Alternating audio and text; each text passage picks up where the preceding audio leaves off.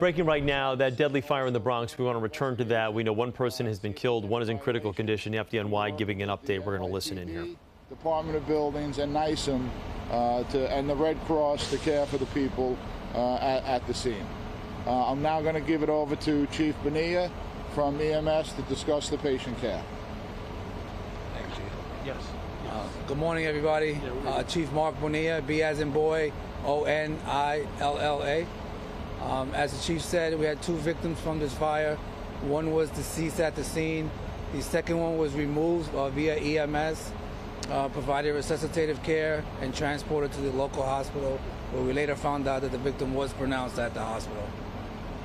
Is that the only injury we have, Chief? There only remain two injuries from this assignment.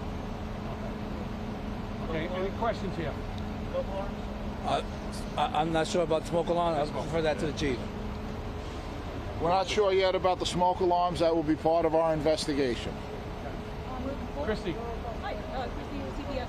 Were both people at the temple at the time? No, they were in 2086. They were in the second floor. That's the building to the left of the temple. Is it considered suspicious? We don't know yet. Our fire marshals are on the scene investigating, looking into the cause. I'm hearing about blown fire hydrants. Any word on that and any other difficulties? So we did unfortunately have a car parked on the closest fire hydrant. We've seen that now a couple of times in the last week or so throughout the city. But yes, there was another car blocking our fire hydrant.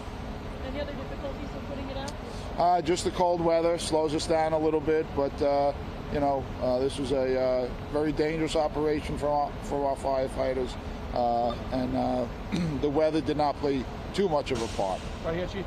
Yes. Genders of the victim, if you have it, and also just to kind of reiterate it, you guys, I guess, not surprised, but just the fact that just now it's like the second time in a little bit that you guys have been kind of obstructed trying to get a hydrant. So we're not sure yet the gender or the identity of the victims at the fire. And when the hydrants are blocked, it does make it more difficult. It does slow us down a little bit. Our firefighters are very well trained, but certainly if those hydrants were not blocked, it's a little bit of a smoother, quicker operation for us. What's the message to people parking their cars around the city? We all know we should not be parking on fire hydrants. Seconds count. Seconds count. Yes, and seconds count when we're fighting fire, and that slows us down. Any question here? You good? Everybody else all right? You have anything, Christy, to finish up with? You good? Everybody good? Shake one more time on the message on the hydrants.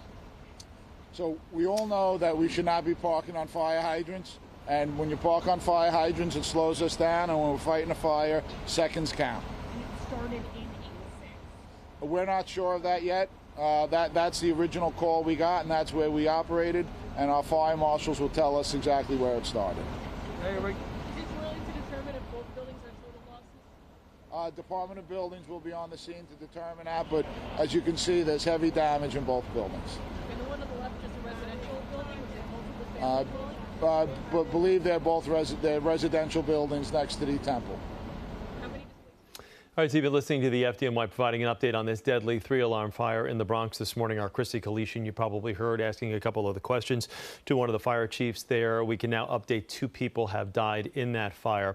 And as you heard the fire chief discussing there, and this is something that we've been reporting on over the last week because it's happened at a couple of other fires across the 5 boroughs. You cannot park within 15 feet of a fire hydrant on either side. And in this case today, and in cases that we have been reporting on over the last week, cars are parked directly in front of fire hydrants that are hampering the efforts of firefighters to put out these fires. If you are parking your car in a city street, smarten up.